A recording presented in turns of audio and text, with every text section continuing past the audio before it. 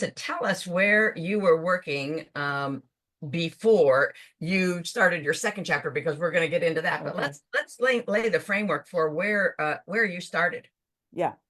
I started way back in the nonprofit world for 12 years.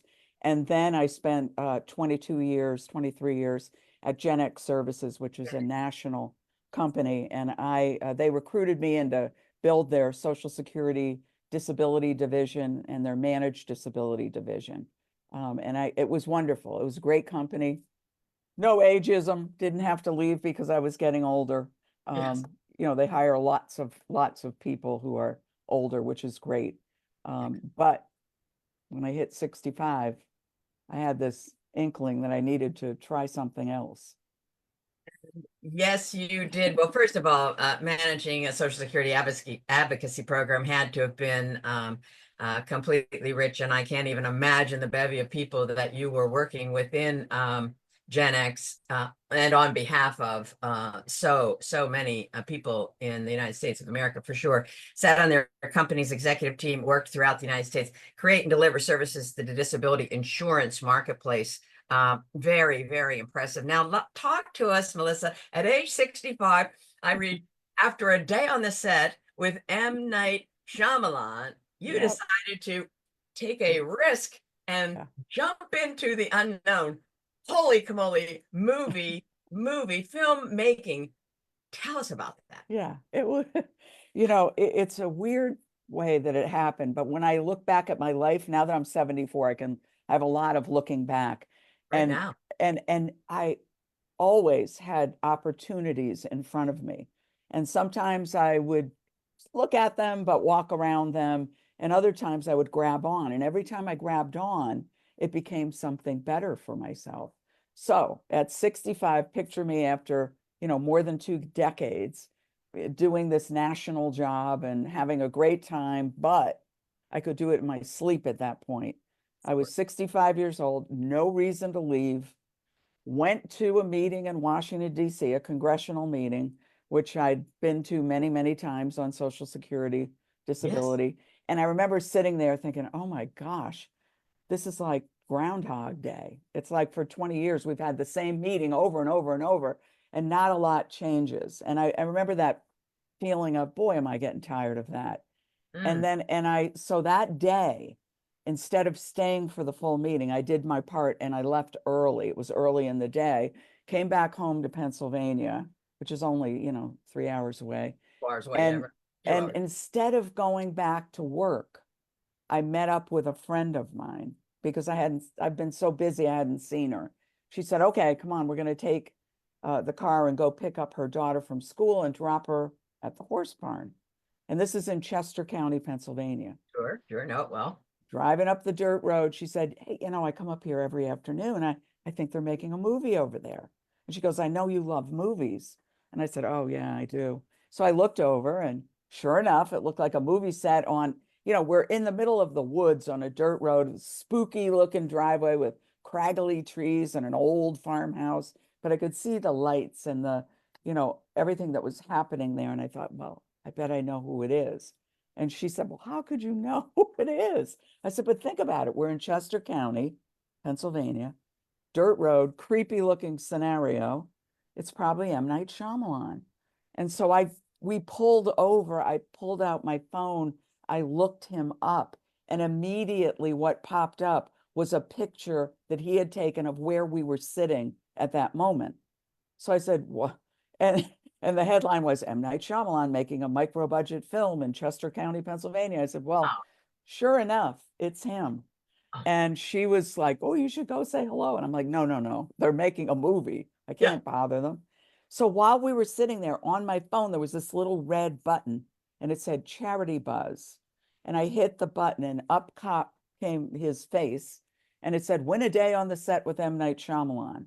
And the proceeds will go to his education foundation, which is international.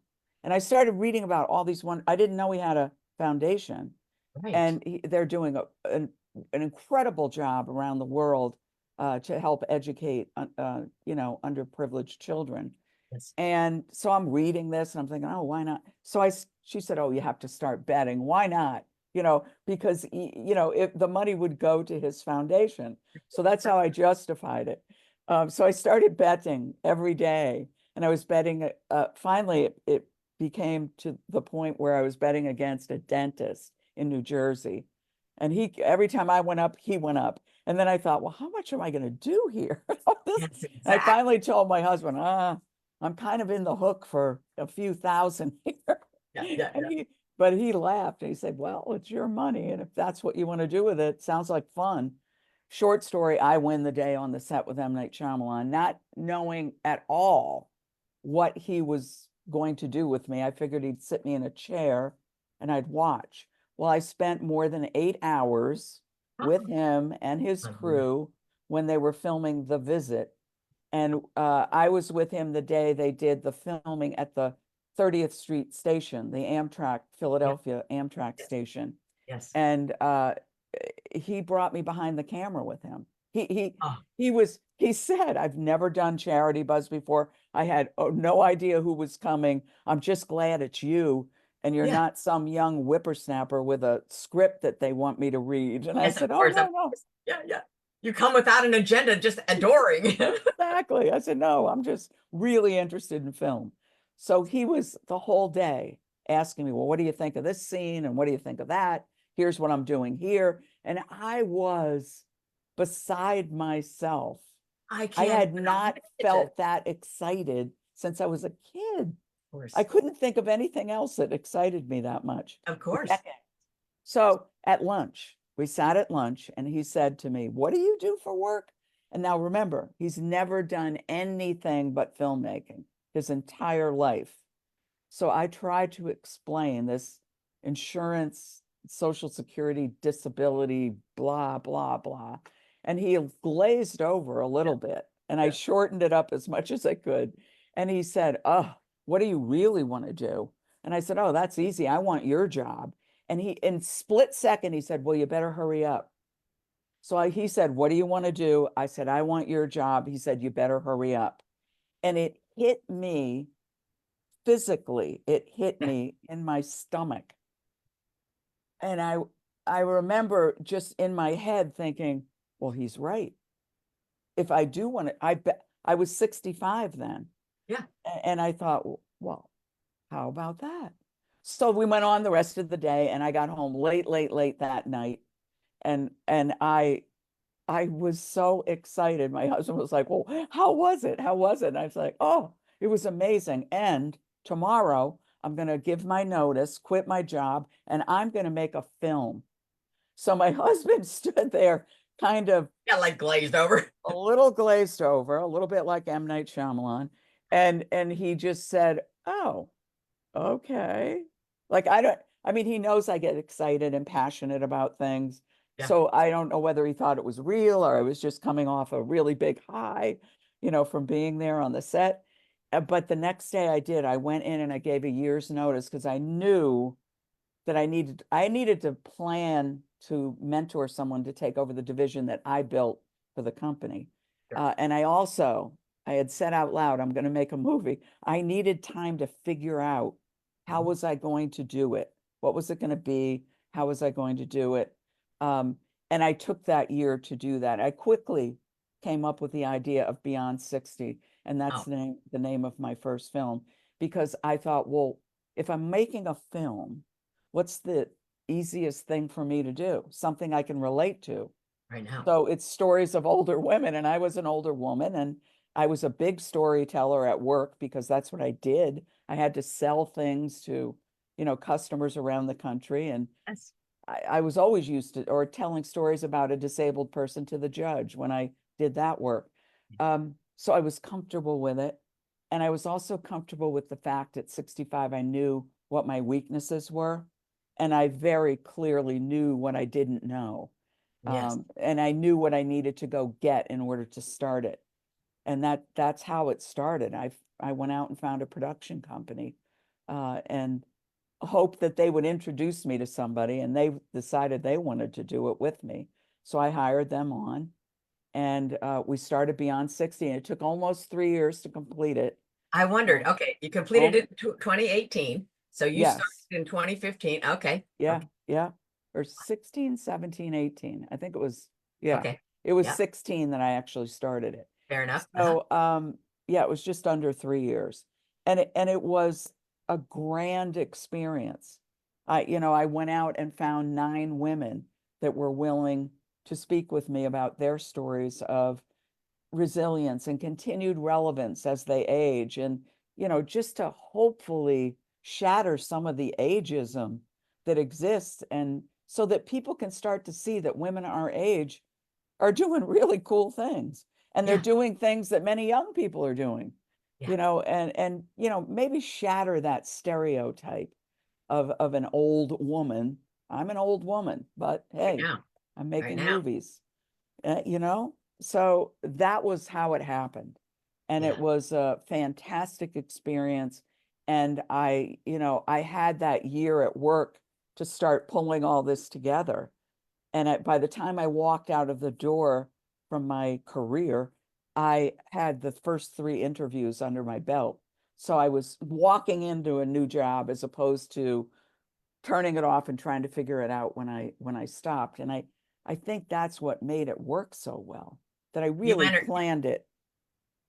and you entered it hot, Melissa. I mean, Yeah. I boom. was like, let's do it. Let's just Oh do my it. gosh. Well, And it first of would, all, I'm sorry to keep talking over you. I think there's a little disconnect in the relay. This was picked up by a distributor, released in 2021. yeah, During 2019, her film Beyond 60 was accepted and screened at 8 film festivals. Remind yourself, this is Melissa's first film, yeah, filmed at 8, screened at 8 film yeah. festivals, and then released in 2021, and currently available on Apple Prime Video, Vimeo, Vudu, YouTube TV. Who else? Probably everybody else. I don't know. Wherever you get it. Everybody but Netflix. I'm just not on Netflix, but yeah, it's out there. And you just go to the search bar and type in Beyond 60 SIXTY, Yeah, and spelled out. and Thank you'll you. find it somewhere. Yeah.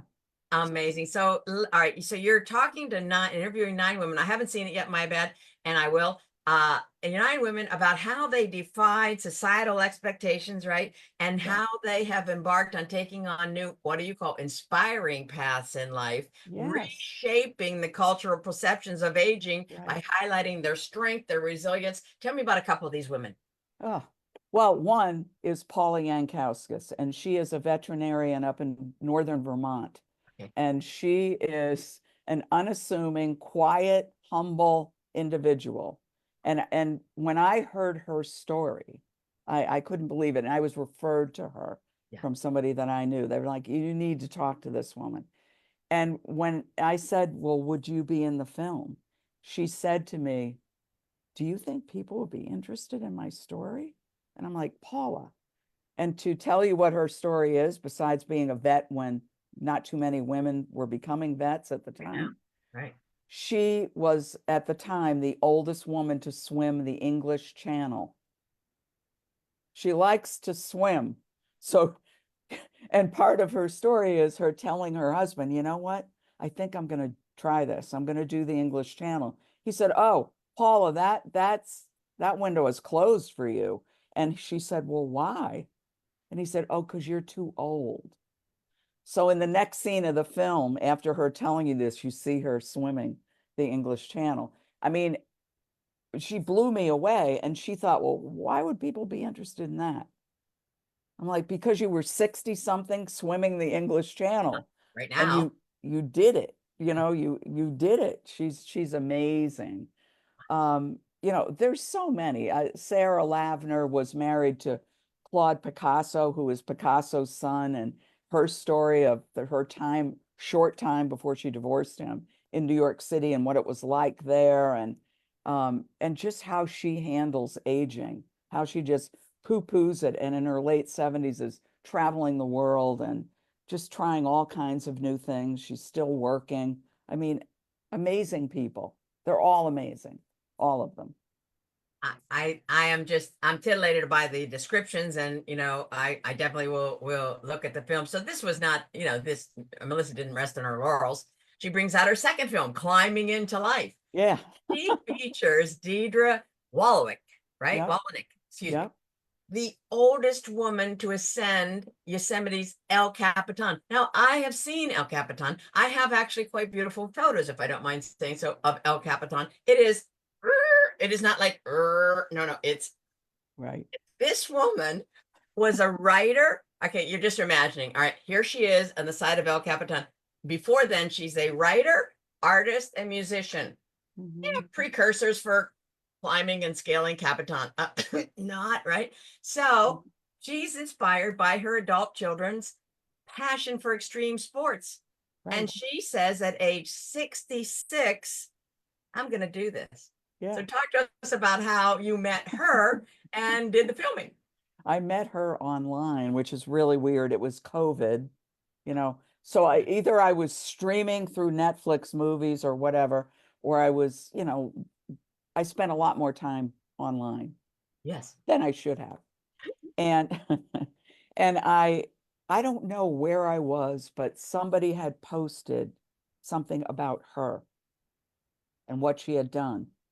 And I was amazed. And I just left a comment, said, wow, this would make a great movie. I didn't ask anything. I just said that. And I just threw it there. And the next day I got up and there was a message from her, from Deirdre, who saw my comment and said, are you a filmmaker? And I said, well, I guess I am. I think so. I was still trying to come to grips with whether or not I was truly a filmmaker. And I said, yeah. She said, well, I think I have a movie. And I don't know why anybody hasn't come to me yet. And then she told me who her son was. And I did not know that when I read the message about her.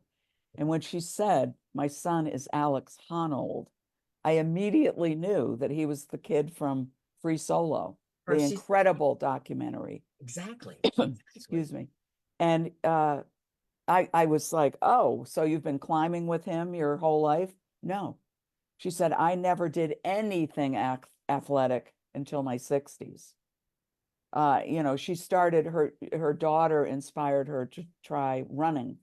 She couldn't run a mile. Then she ran a mile. Then now she's done a few marathons.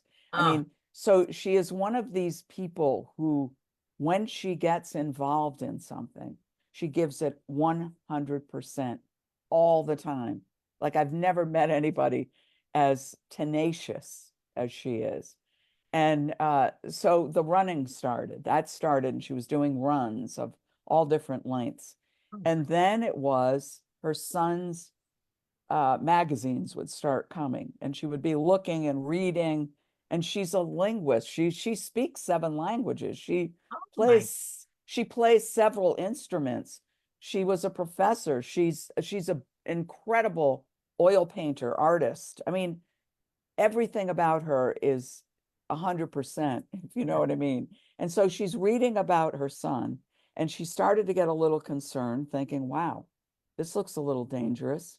Yeah. So she asked him, I don't understand this language, and I'm a language person. I don't know when you and your friends are talking about, I did a 15-5 and a blah, blah, blah.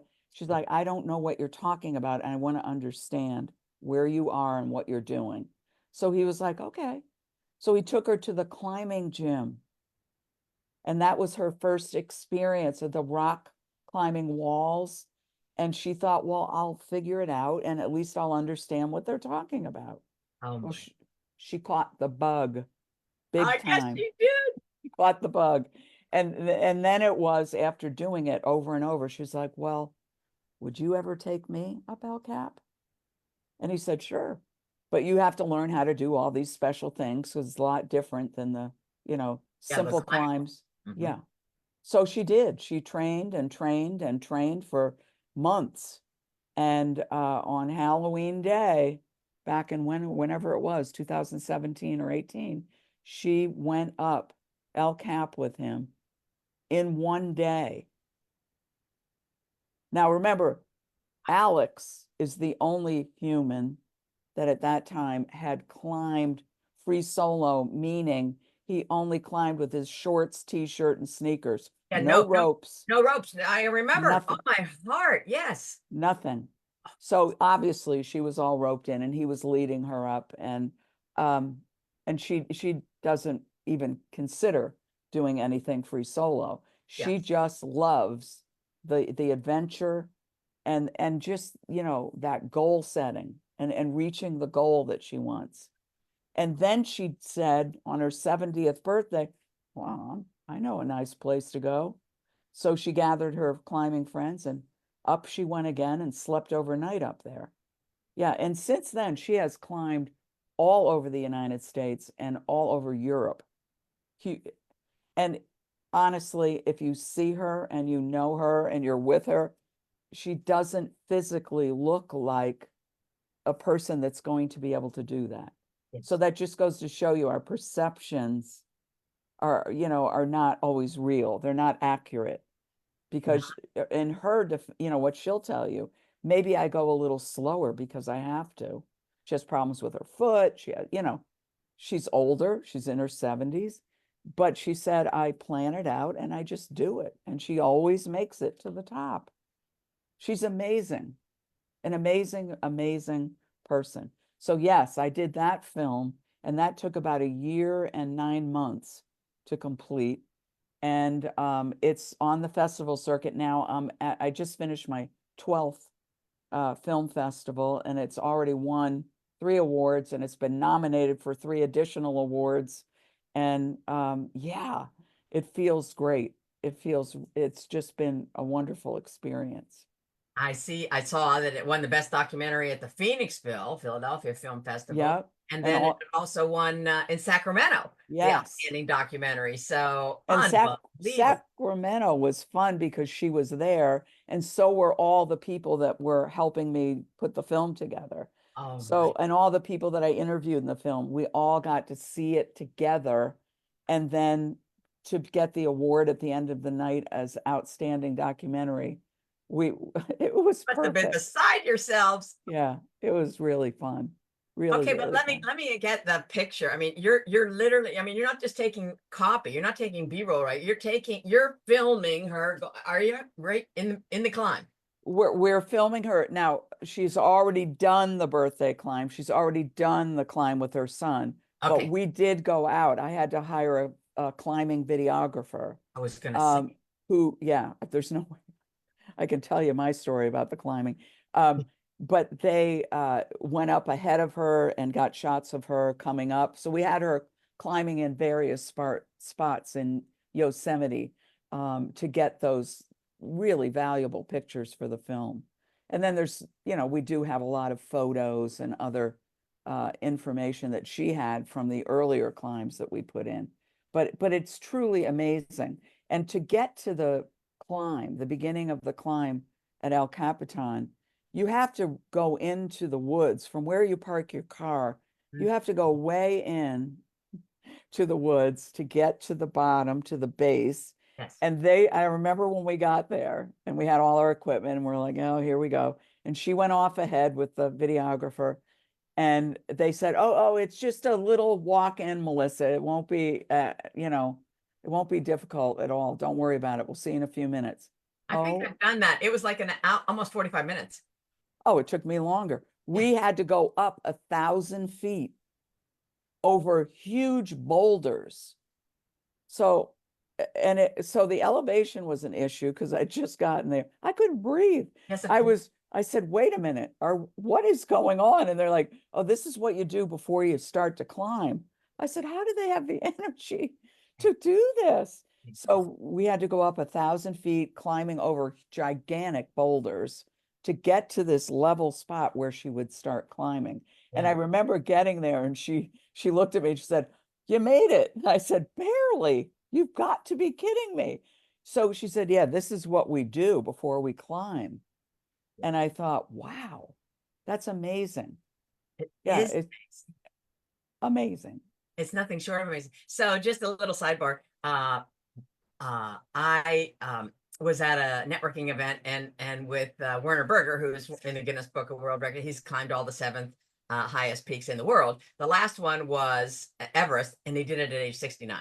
So Oh, he's a good friend of wow. mine. And like we're in a break, and he goes, Deborah, why don't you climb Mount Killy with me next time? And I said, Werner, why don't I? And I went back to my table and I sat down and I thought, what the hell did you just say? You know, and Oh so like, no. of course he's holding me to it, right? And so of course I train and I train and we get there. And I got bad water like 2 days beforehand, and I was like, Oh, everyone was no. carb loading. I couldn't keep water down. It was horrible. And I looked at him and I said, I don't know if I can do this, whatever. And he goes, it's up to you, Deb. So I said, I have one request, that I go right behind the African guide. When his boot comes up, his heel comes up, the toe of mine goes in. I don't have the wherewithal to figure out where to put my foot. And he Right. acquiesced. So I did it. And for 2 days, Melissa, I was just like boot, boot, boot. I thought this was Wow. probably quite beautiful. Here we are in Africa. And once you get to the top, the highest Right. peak in Africa.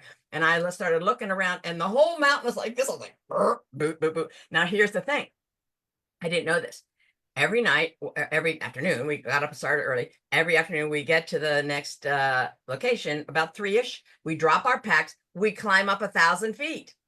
And we Wow. chit chat for an hour to acclimate to the next altitude. Then we come back down, we eat, we have some leadership kind of training, and we, go to sleep and do the next day. And it was so illuminating to me. Of course, we're going to be going Wow. up 20,000, whatever it was, feet, and we need to be able to handle it. And Yes. still don't handle Yes. it. And so this whole point about and so going up to get to the start point is like, then Werner said, hey Deb, do you want, like, a couple of years later, hey Deb, what do you want to come hiking with me to base camp of Everest? And I kind of like, oh, base camp, but you got to hike a shit ton to get to base. It's wild. It's funny, isn't it? Did you love it? I loved it. You did love it. I loved it, but it's not El Capitan. I mean, it wasn't just like, Yeah.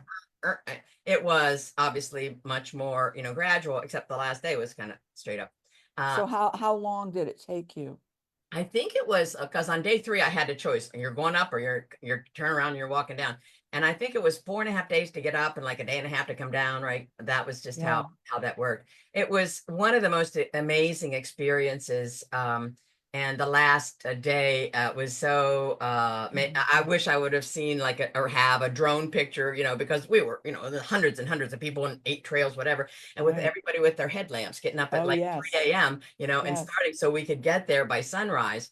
And I'm Yeah. telling you, there's nothing like getting to the top and looking at the glacier, which is now about a Oh, tenth of what my. it was when Werner first climbed it. But Right. nonetheless, it was exhilarating, and all of the things that you hear about, but when you experience it, by the last day, you're wearing everything you brought, every sock, every single thing you have, even if it was wet from the day before, you're wearing it because it is so freaking cold. You're freezing your ass off, right? And Yeah. so it was amazing. So enough about me.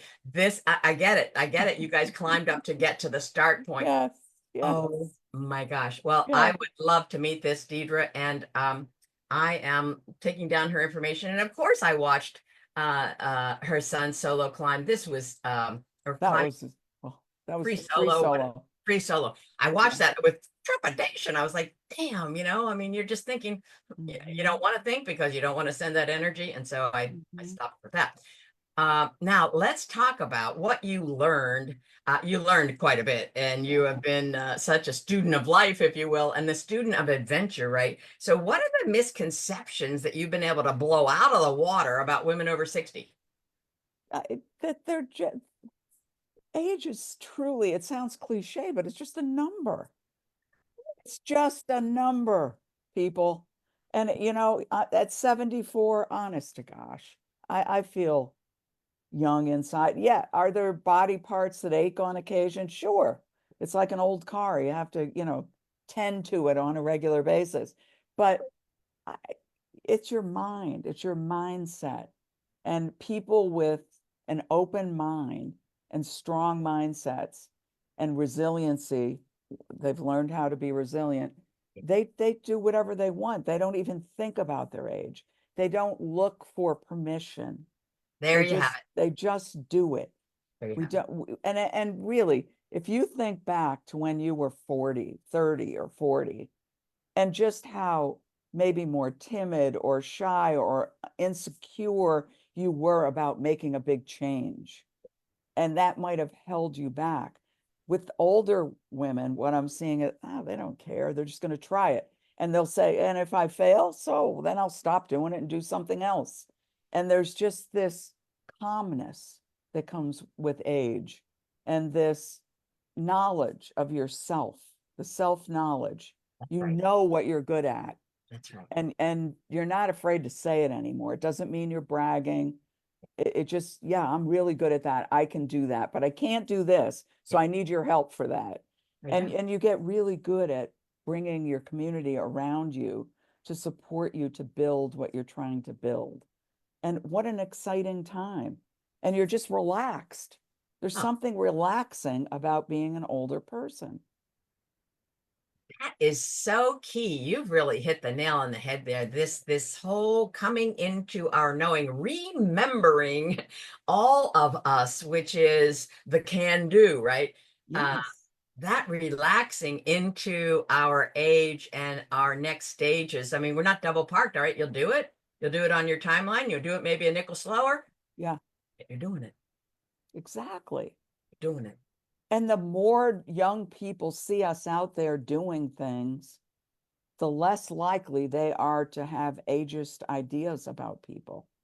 Well, that that is going to be a completely revolutionary contribution to all of society because in other cultures, of course, they revere their older Exactly. relatives. So they all live together. There's a clear reverence that we lack here in the United States. And Yeah. so one of the missions of We Can Do It Women is bringing women outside from in the Mhm. shadows into their Mhm. own spotlight. And I think, Melissa, that these women that you've interviewed and others that abound, uh, their why was bigger than the can't.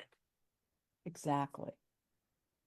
And I mean, I grew up hearing older people say, "Well, I can't do that. I'm too old. I can't do that. I'm too old." I can't tell you how many times I've heard people say that. I'm hearing it less and less, and it may be the people that I'm surrounding myself Yeah, yeah, with. yeah, yeah. I agree with that. I agree Yeah. because But we choose, right? And I think this is so powerful, Melissa. You've outlined for us, and you can just give us a little glimpse. I mean, you're just richer than words. And this glimpse into the possibility, this fascination with the unknown, and then taking the first step, starting with you. I mean, my gosh, coming home to your hubs, and thanks be to God, and kudos to your hubs for not saying to, oh, Melissa, for the love of God, like the swimmer, like, hello, that's the English yeah, Channel. I think she probably knew that. yeah, So the aspect of you partnering, thanks be to God, with the man who is so committed to your, spending your money where you wanted to on the auction, doing right. what it was that you wanted, and you're going out and doing that. So how much contact have you had since you've become an award-winning filmmaker from our friend Shyamalan? Not, not much. I mean, in the first 3 years afterwards, Okay. I would go to his Halloween party, which is called Shamaween, Oh, and big production, huge production with movie stars from all over, and it was a lot of fun, but it was, after a while, it's just, I don't want to be out at 3 a.m. dancing all night long. Yeah. But ex- I would see him at those, but he does a new movie, at oh, least one or two movies every single year since I met him. So oh, seeing amazing. him is, yeah, I don't know that he ever saw Beyond 60. He Okay. knows that I made it though. And I did get a note from his wife shortly after it was released saying, congratulations, this is great. They're very lovely people. Wow. Yeah. So as I understood it, he was raised in Penn Valley, Pennsylvania. Is he still there? Yes. Yeah. And he makes the majority of his films in our area. Wow. Wow. So yeah, all those crazy films that he makes are Yeah, most of them are right there. Yeah. exactly. Yeah. So then, all right, so you decide to become a filmmaker. You give yourself a year's runway to one close down and train and on ramp someone to take your fill your important shoes. Probably two people filled your shoes, if I have to guess. And then, how did you start to make your alliances in the filmmaking industry, Melissa? How did you set up your team to do this? Yeah. Well, when I said out loud that I was going to be a filmmaker, I I knew immediately I needed to talk to somebody who had a production company that could school me or do something with me to get me started. I knew Yeah. nothing about cameras, lights, or sound. And I knew I needed that in order to make a film. So one of the women that I had met on the M. Night Shyamalan set that worked for him, a young woman, she and I clicked, and she came to me. She was ready to leave that job, do something bigger, and she asked me to mentor her and help her design her resume and talk ideas. So while we were doing that, I said, "Hey, by the way, I want to make a film. So do you know anybody that I could talk to?" And so I was reaching out to her because it made sense. And she said, "Well, just so happens that my boyfriend, now her husband, is a part owner in a production company in Philadelphia. Why don't I introduce you? And then maybe he can find somebody that you could talk with." So I meet with him. He loves the project that I came up with, the whole idea around, interviewing older women. He takes it back to his team. We all meet. They're like, "Let's just do this." So the people that I was working with, the people that were training me, mentoring me, Yeah. were between the ages of 28 and 32, and I was 65. So it was like role reversed. It was awesome. They were wonderful teachers. They were great support. They learned a lot about older women, which, and they would tell me over and over again that, this really changed the way I feel about mothers and grandmothers and, just aging, and the perspective that in my future, it doesn't end. It doesn't end until you can't move anymore, you know? So it was a great learning experience. So I hired them and we did it together for all that time. They would pull the crew together. We would drive off or fly, because we went around the country interviewing these 9 women, and they were great. But this time for Climbing into Life, I said, "Look, I learned enough from them so that I don't need I will direct it and produce it myself and just hire people as I needed them." So it was a great experience. I was kind of testing myself to see, did I Mhm. learn enough to do this so that I don't create crazy in my brain? And, it worked out really well. It worked out really, really well. I should say, this is completely, I'm so encouraged, and it warms my heart for the multiple millions of people that will be impacted by your films, and then these particular people, young people with whom you were working, that they could kind of juxtaposition in their mind maybe their moms and their grandmothers, and thinking, Mhm. Melissa's not, hanging up the tennis shoes, and it had Right, to right. I think that had to reverberate throughout the entire family, units and Yeah, everything else. absolutely. It Absolutely. completely holds so many lessons and so many rich experiences. I would have loved to have been a fly in the wall. Now I am going to be a fly in the wall in New York City. If anybody's in the metropolitan area, tri-state area, pop into New York City on Sunday, November 17th. Oh, good. Yeah, I'm going to be there. It's called It's Okay to Be Old. And Yep. Melissa is one of the esteemed presenters and on the panel and whatnot. I am so excited to meet you face to face That'll be and to fun. hear these other women, because this is our time. This is our time. And to his words, a night, you better get going. What did Yeah. he say Just, exactly? What was his quote? you better hurry up. Hurry up. And he was so right. And he was kidding. You know Yeah, what I yeah, mean? yeah. It, Of it course it was was. like, it was Yeah, just a 30-second yeah, conversation, but it yeah. was like, boom, Oh, of he's course. right. If I am going to do something big, I better hurry up. Why would I wait any longer? So, and one of the other things that I'm amazed by is the women that I surround myself with are all amazing older women, and younger, but we all have this common trait, and that is we're all curious. That's it. And all of the people that I find that have been curious their whole life, they're the ones that are taking those steps outside the box, even at a later time in their life, to say, I want to know what that's about, like you did when you went with your friend Yeah. up that crazy climb. It's like you wanted to know, you were curious to see if you could do it, No, and you wanted to know what it would feel like to right. do that. Whether you get part way, the whole way, it Ex- doesn't matter. It's Exactly. taking the step and being curious about the world around you, you know? And I always say to people, because I found this in my life throughout my entire life, take detours, because every time you take a detour, you could find something like that dirt road that day. If I had not, if I had gone Yes. back to work that day from DC, if I had gone back to work, I didn't take that ride with my friend, never saw the movie being made, never opened my phone and looked up to see who it was, never saw Charity Buzz, I might not be sitting here telling you this story. So I am very, very aware of all of the times in my life that I allowed that to come in. And I was curious enough to see what it was about.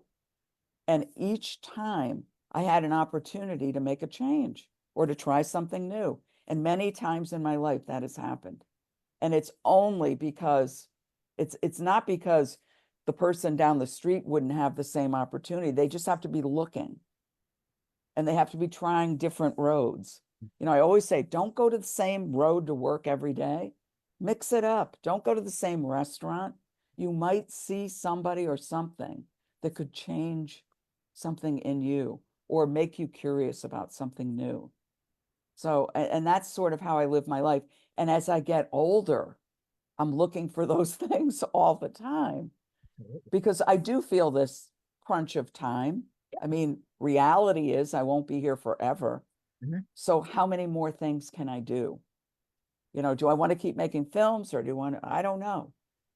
Probably I'll make one more. That's my guess. But I'm also interested in a few other things. Write a book, learn to play an instrument. I mean, things that I never tried because I thought when I was younger I couldn't do it. For whatever reason, I thought, well, that's not the path I'm on. You know how we get on these paths or these, and I call them speeding trains, and you're on them and you're raising a family and you've got a husband and you got, you know, and you're going to work and you don't even consider taking the detour at that point or really paying attention to what you might see if you did take one. But as you get older, it's like, oh, wow, I saw 3 things today that I'm really interested in. Which one should I pursue? And it could be something simple. Yes. You know, I've met people who see the movies, the 2 movies, and afterwards, the things that they say to me, like, oh my God, I've been wanting to do, like this one woman recently, I was at a film festival. She said, I've been wanting to do this, design a garden and make it a community garden and bring the community in and let them play, you know, and she said, and guess what? I'm going to do it because I'm 75. And if I don't do it now, I'm never going to do it, you know, or I'm going to learn to play the piano because I always wanted to. And somebody told me, now you're too old to start. She goes, I'm going to do it. I'm doing it. And then she will write back to me, I'm playing. I have a concert coming up. And I'm like, this is awesome. And it's just if we open our ears and our eyes and we listen and see what's around us, we have so many opportunities to do anything. And again, it could be simple. You know, like Deirdre's story. No, most people aren't going to climb El Cap. I'm not going to climb El Cap. Exactly. I will tell you that I climbed the 1,000 feet and I would do that again now that I know what you have to do and how to get there. Exactly. But you know, it's just that when you watch these people and you listen to their life stories and you see what they've been through, and then you see where they are now, it kind of urges you on to look at yourself and look where you've been, look what you've done, and what did you not do and why didn't you do it? Absolutely. This whole aspect of noticing, I continue to hear you say it, and I'm feeling it as you talk. The fact is, and you know, people talk about, well, I don't know how it happened. I tell you, you know, universal energy brings things together. If we are attuned to it, we see it and we embody it and we Exactly. bring it into our sphere and figure out how it's going to get mixed into the batter and into the oven and baked, and Yeah. how we take that next step. So the fact that you ping Deidre and say, oh my gosh, and she pings you back. The fact that, you're on the dirt road, and the fact that you think that, oh, this conference like every other one, and you have the guts to get up and say, been there, done that, and you do the dirt road, and then on your phone pops up charity bus. I mean, women, That. Mm, these things are little markers. yeah. The old saying about the person hanging on the tree at the edge of the cliff and saying, God, you didn't send me anything. Well, wait a minute. Mhm. We're probably exposed. And if we allow ourselves and expand and be curious, Melissa, Yeah. to much of what's in front of us, I think that holds such rich promise. And I am completely resigned to us establishing, taking our stand. If our stand is simply to be curious about the next steps. Yes, absolutely. And that's a lot of people are like, well, I wouldn't know what to think about. I wouldn't know where to start. What interests you? What are you curious about? And it doesn't have to be anything you tried before. Just what is it? It could be simple. It could be, writing a poem or painting a picture. You know, why haven't you done it? Why? Because I've not been trained or I don't know how. But why not try? And just that curiosity will lead you to where you need to be. And again, it doesn't come out perfect right away. You make mistakes, you learn from them, and you start over. I did that my entire life in every job I had, in every relationship I've had. I Sure. mean, think about all the things that didn't work, but it doesn't stop you from saying, okay, I got a lesson from that, so now I'll do it this way. And this is much better this way. Same thing with filmmaking. I didn't walk in and be, I wasn't just a filmmaker overnight. I'm thinking not. Lots of trial and error about how I wanted it to be. And, but just challenging myself to stick with it, stick with it. Don't give up when it gets hard. Don't give up. Just stick with it and see if you can get it to the end, then look at it and see if you are proud of it. But also always be proud that you stuck with it and you got that far. Always be proud of yourself for trying new things. Celebrate our wins. Mhm. How we focus on the negative is really something that we need to put in our rear view mirror and leave Yes. it there. Yeah, Uh, absolutely. this adage of me wanting to bring women into a sphere whereby we're increasing our wealth, and it's not limited to greenbacks. We're increasing our physical wealth, our mental wealth, our Yes. spiritual wealth, our relational wealth, and certainly our financial wealth. And we want to be about getting wins, a new habit, a new experience, a new experiment. And then one win, and then another win compounds, and another win. And pretty soon our resolve is strengthened, and we are able to press forward to and through the unknown to make Yeah. beautiful films of our life, and you making beautiful films of other women's lives, and these accomplishments of these beyond 60 women. I am over the moon happy about you doing these Thank films, you. making these films, and for this opportunity to be in conversation with you. Is there any last thing that you'd like to leave with our viewers who are very much interested in stepping out of that sideline where society has kind of tucked older women in the United States and becoming all they were meant to be? I mean, this is a repeat, but it's take those detours. Challenge yourself to look at what you're curious about, what interests you, and then take detours and keep your eyes open and stop when you see something. Stop and look at it, learn about it, research it, just do it and see if it lights a fire in you to try something new. I mean, it's as simple as that. And I've heard more and more people say, I took that advice. Look what I just found. I took that advice and I joined this group that I bumped into that invited me into this women's group.